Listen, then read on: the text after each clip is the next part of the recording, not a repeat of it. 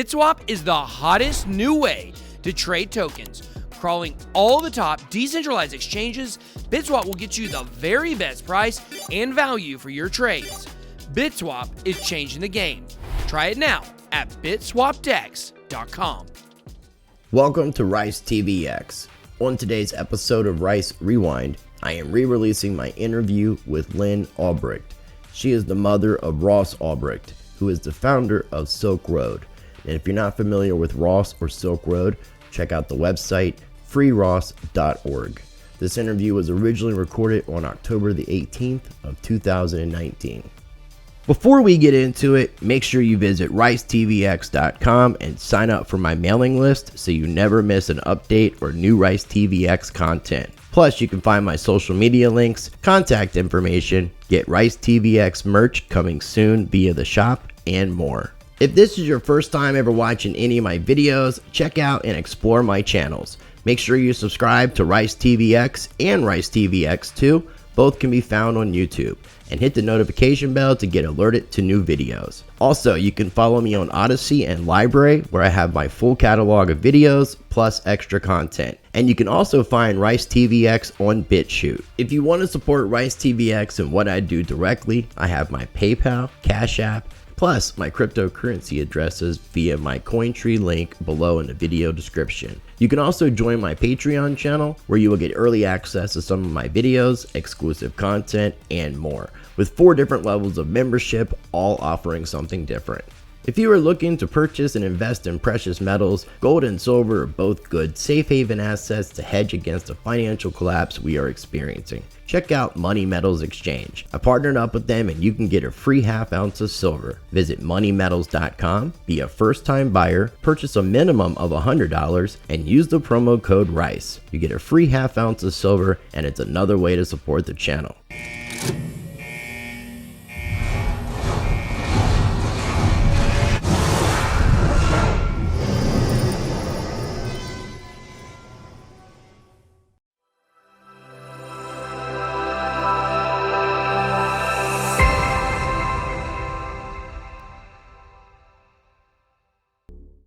Like I said, ladies and gentlemen, today's special guest on the Rice Crypto Show is Lyn Ulbricht. Lyn, I appreciate you coming on the show today. How are you doing today?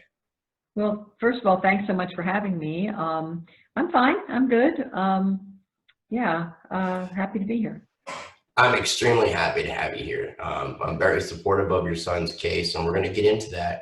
But for people who might be unfamiliar with who you are, do you mind kind of giving a little bit of background about who Lyn Ulbricht is? Oh, well, I guess my identity now is Ross Ulbricht's mother. I used to have that's my main identity. And that has been since Ross was arrested. Well, now it's been 6 years ago. He has started his 7th year in a maximum security prison. So he was the defendant, was the defendant and convicted of his role in the Silk Road website. Right. And all his convictions are nonviolent. There's no violence at all. There is stuff out there about him planning murder for hire. It was never brought to trial. It was never ruled on by a jury. And the indictment in Maryland that mentioned it has been dropped with prejudice. So there is no charge of murder for hire. There is no proof. I know of other people, even one who was commuted, that the government did that to them. And also I've been told by criminal justice attorneys that this is modus operandi for prosecutors. They do this. Really wrong. But in any case, Ross is very peaceful. He believes in the non-aggression principle. The site was based on that. And there was nothing on the site that created victims, no child pornography, no stolen property, no assassinations, and on and on. But drugs were exchanged. They were considered a free choice. And most commonly, it was user amounts of cannabis. That was the most common exchange as far as drugs were concerned on the site. Well, ultimately what Ross created was a free market. And so for people who are unfamiliar with Ross Ulbricht is the gentleman who's behind Silk Road.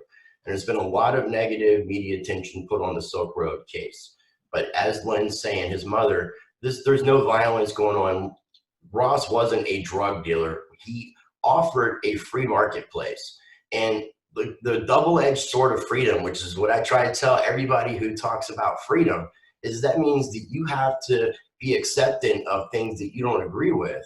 And, you know, drugs are one of those things. It's just one of those, it's a taboo in society. People don't necessarily want drugs to be readily available, but we have freedom of choice. And what Ross offered with Silk Road was truly just a free marketplace, in my opinion. So, you know, the travesty with this whole situation is that he's got, is it double life sentence, basically? Yeah, like, plus 40 years. It adds up to about 2 centuries. And how old was he when he got arrested? 29. He was 26 when he created the site. And Ross and I were talking about this business about drug legalization and the drug war, and it's kind of interesting because they can't even keep drugs out of the prison, but they just keep arresting more and more people and putting them in prison for drugs. And the question is, do we want to have a society where people can choose what they want to do with their own body, whether it's destructive or not, or do we want to build more and more prisons until, you know, they're everywhere, because people are not going to stop. Well, they're already everywhere. They haven't in 45 years, and billions of dollars with the drug war. It's totally failed in that regard. And so what kind of country do we want here? And I'm not advocating drug use. It's, you know, it's a choice. And so anyway, I think that's something to think about. How many people do we want incarcerated for nonviolent, victimless crimes? I mean, I see that you're out here supporting your son, and I definitely support your son. So for anybody who's unfamiliar, Lyn's behind freeross.org. I'm going to have links down below so you can check out the website. And we're going to get into some things that you can do to help the case. But Lyn, as from a mother perspective, and I know you're doing this to help your son, but I mean, I'm sure you're not condoning everything that Ross has done. I know that you're just trying to bring justice to a case that's being given injustice. Sure, I'm not saying, yeah, look, it's certainly open to discussion about what should or shouldn't have been done. Ross himself has said he regrets it. I certainly regret that he did it. I mean, but at the same time, I don't see how anyone can say that a nonviolent first-time offender who is 26 years old deserves double life plus 40 years as if he's a dangerous person. It's like, you know, yeah, he's paid a big price already. He's paid a big chunk of his youth, or younger adulthood, I should say. Right. Another quick point about the site is that it was the first time Bitcoin was used as money, really. The only means of exchange was Bitcoin, because Ross believed in the potential for monetary freedom of Bitcoin. And really the whole reason he did this was about freedom, privacy, and free choice. You know, I really, really don't think he intended to become a quote unquote drug kingpin. Right. And I don't really think a website host is a drug kingpin. But in any case, Bitcoin was a big part of this. And it was really, people hadn't even heard of it hardly before Silk Road and Ross's vision about it. Oh, and I agree. Ross has paved a big road for Bitcoin and helped to build where we are today. So I mean, I'm supremely appreciative of him, and I'm supremely appreciative of him doing Silk Road, even though he might have regrets in hindsight. But he was trying to do something innovative that was allowing for more freedom. And as much as we can bring more freedom into our lives, those are things that I'm going to support and condone. Yeah, so, his intentions were good. His intentions were not to hurt anyone. But, you know, a lot of us do things that we regret in our 20s. I certainly have. And, you know, I don't have to pay for the rest of my life, living literally in a cage for the rest of my life. Yeah, because I mean, at this point, without anything else being done, Ross would never get out of prison. Is that correct? That is correct. That is his sentence that Judge Catherine Forrest gave him. Yes, she gave him the harshest sentence possible within the law, which is basically a walking death sentence. That's what she gave him. Now, the one thing I like to compare this to some people who just don't really have any clue about some of the things that happen in the justice system, I like to use El Chapo as a reference, because a lot of people are familiar with El Chapo, the Mexican kingpin, drug kingpin, admitted to murder. I believe he admitted to pedophilia, amongst a slew of other violent things, and he got less time than Ross. He literally got half of what Ross got. So he'll get out. Got 2 life sentences. El Chapo got 1, and they were even in the same prison for a while, though El Chapo was separated. But basically, by tacking on this kingpin charge that the prosecution did last minute, by the way, it wasn't part of the original thing, to pressure him. By tacking that on, it has its own life sentence, but it's saying that a website host like Jeff Bezos, like Craig Newmark, like different places where people do illegal things on the internet, is the same as El Chapo or Pablo Escobar, who, you know, I don't know too many kingpins who have voluntary interaction and the non-aggression principle as part of their requirements. You know, I mean, right. It's absurd, but it's just the government's way of, you know, doing what they want to do with you. Now, the one thing I wanted to mention next was the petition for clemency. And clemency is a law term for people who are unfamiliar for a reduction in sentence. So there's a petition going on right now that you can sign it. What is the website besides freeross.org? Is it change? You can say freeross.org/petition and it'll go right to it. It's online. It's on change.org. Actually, clemency is the umbrella term for all relief by a president or a governor in a state case. So if you're pardoned, that's clemency. But if your sentence is commuted, which is what Ross is asking for, because his sentence needs to be corrected, it's really wrong.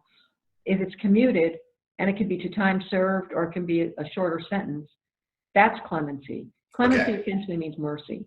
And that's what Ross is asking for with this sentence. And so you don't really need to think Ross is a good person or anything to sign the petition, just that this sentence is so harsh, so excessive, and so wrong.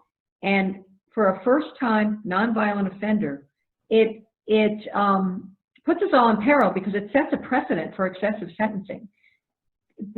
Courts or judges can go, well, wait, this guy got double life. I'm giving you double life. Right. Yeah. It sets a precedent.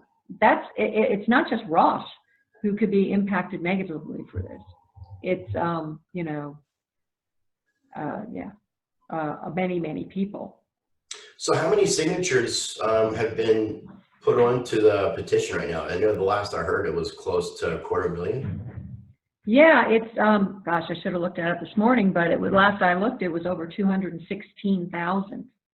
And we've got a little ways to go, but I believe we will.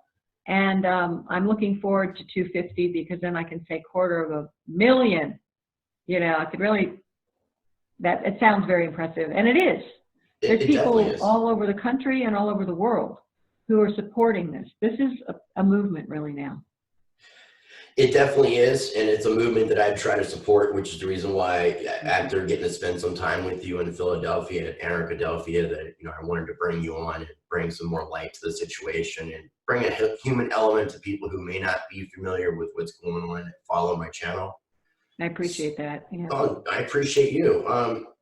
The next thing I want to talk about, and I'll have links down below so people can sign the petition. So please help us get up to 250,000, which will put us at 250,000 for. And this is to bring attention to the President of the United States to bring clemency to Ross's case.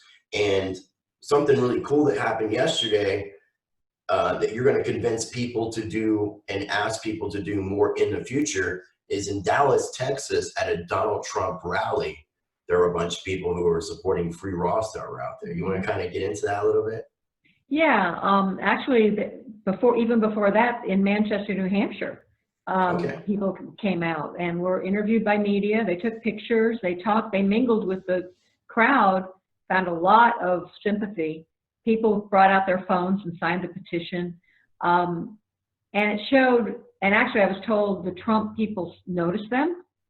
And that's impressive to them because it shows this is something to pay attention to. This is something happening.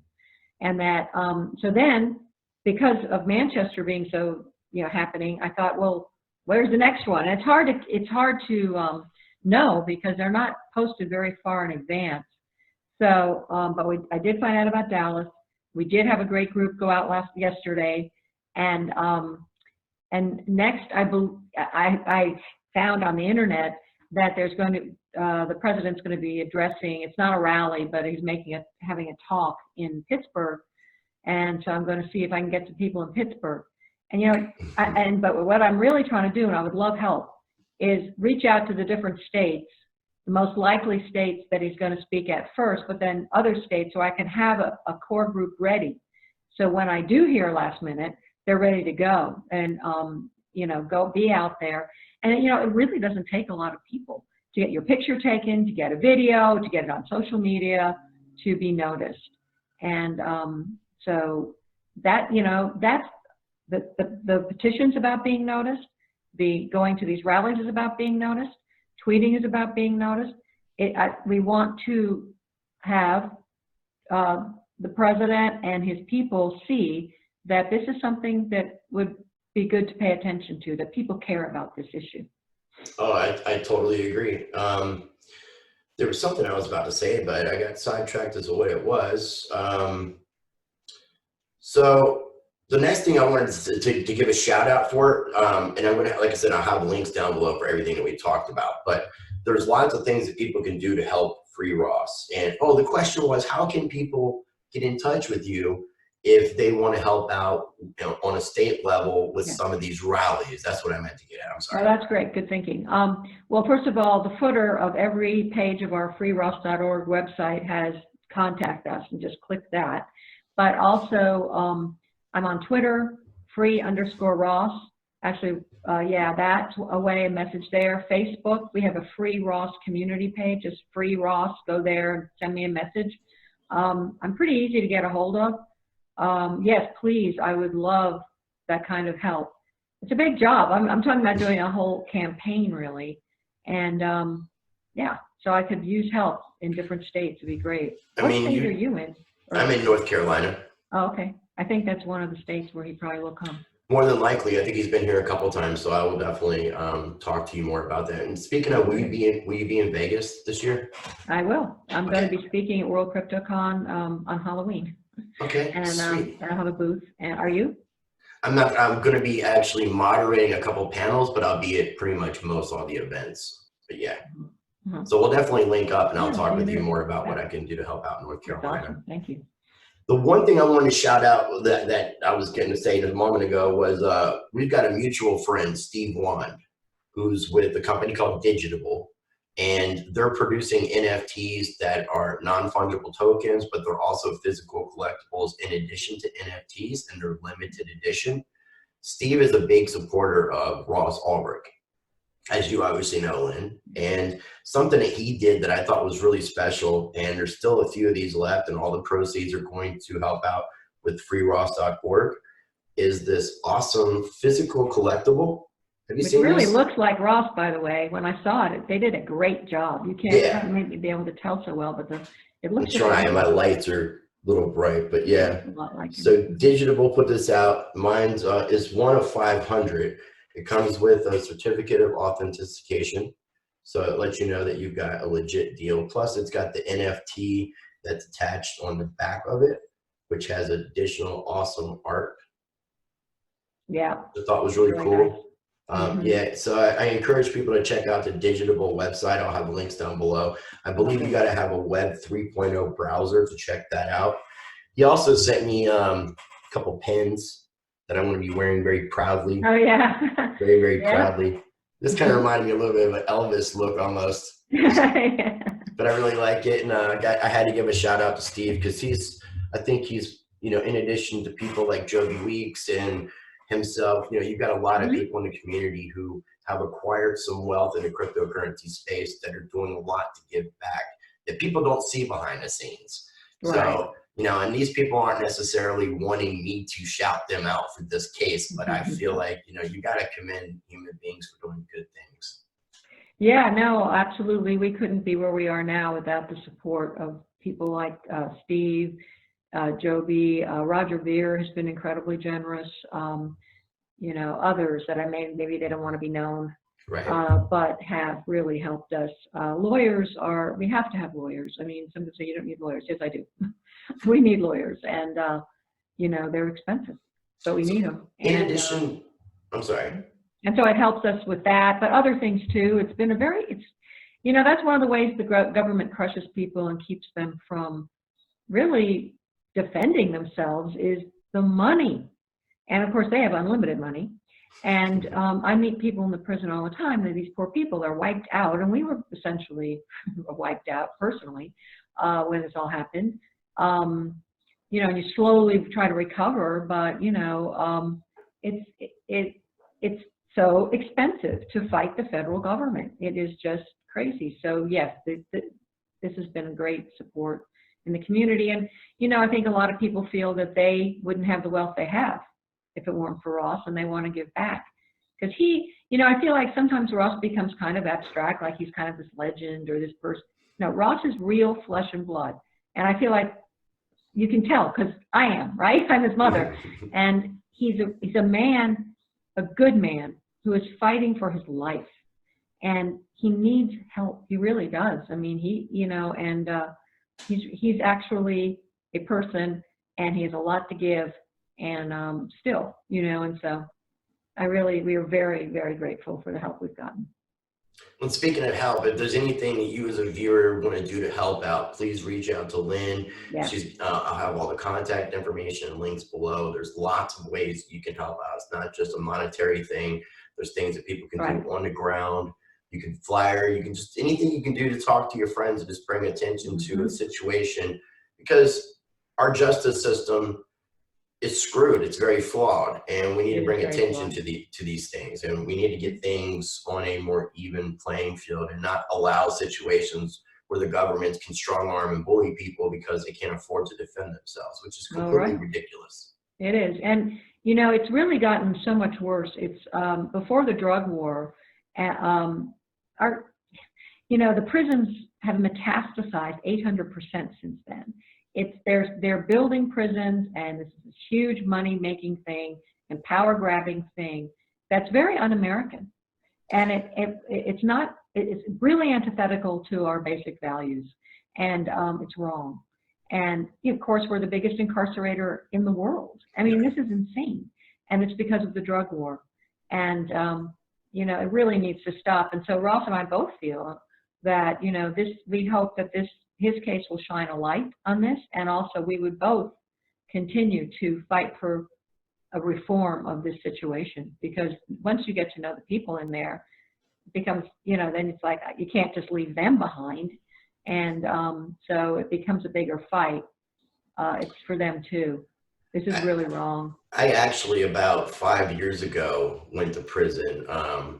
Back in 2011, I had a DUI, and I was convicted, and I got caught driving without a license while I was on probation, and ended up having to activate my time and spend a little bit of time in prison. I ended up spending 6.5 months, got my GED while I was in there, got out, and started going to school, got business administration classes that I'm going to, have 3.97 GPA.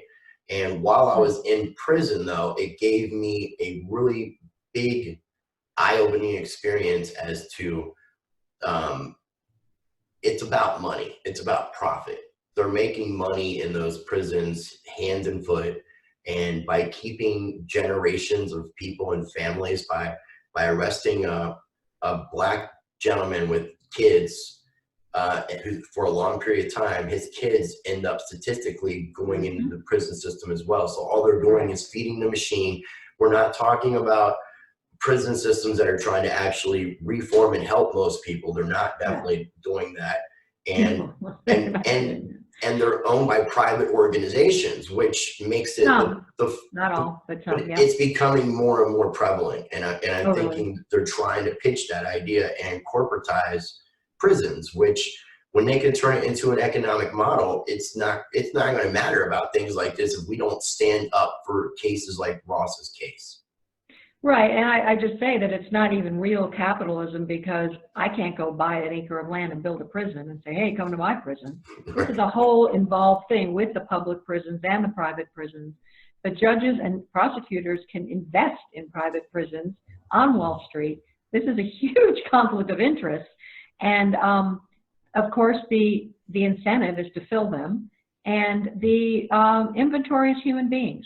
So I'd like to know, well, how this is not human trafficking.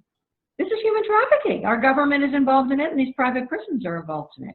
And it's like the incentive should be, let's have them empty and shut down, not keep them coming, keep it coming.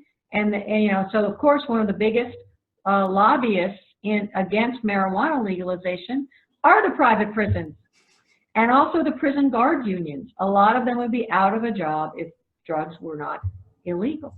I agree. And then the police unions are another big lobbying against legalization of pot. We're not even talking about other drugs, Right. just marijuana. And so why? Well, gee, wonder why.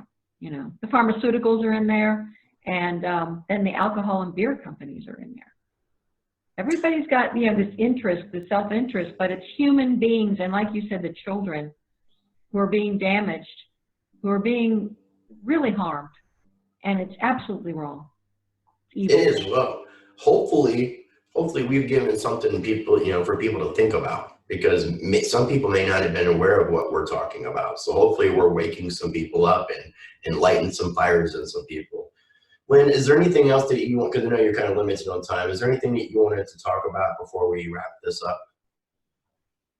You know, really, you've been so helpful, because really the main thrust is the rallies. If anyone can help me with that in their state, or want to take on a bigger job and help me in lots of states, you know, I want to reach out to Bitcoin groups and liberty groups and reform groups, drug reform groups, because, you know, people who are likely to care about Ross's case, and just people who care.